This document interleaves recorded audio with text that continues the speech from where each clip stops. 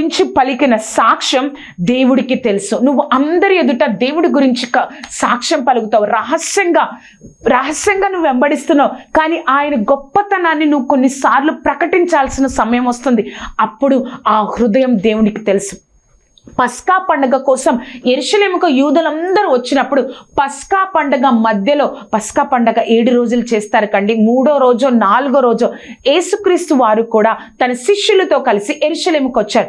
యెరూషలేముకు వచ్చినప్పుడు అక్కడ పరిసయ్యులు, సద్దూకయ్యులు వాళ్ళందరూ కూడా ఎప్పుడు యేసయ్య వస్తారా అక్కడ యెరూషలేముకి, దేవాలయంకి అతన్ని పట్టుకుందామని కొంతమంది సైనికులను ఆ యొక్క యెరూషలేములో ఉన్న మందిరం దగ్గరికి పంపించినప్పుడు యేసయ్య అక్కడ అందరిలో సమాజ మందిరంలో అక్కడ బోధిస్తూ ఉంటాడు.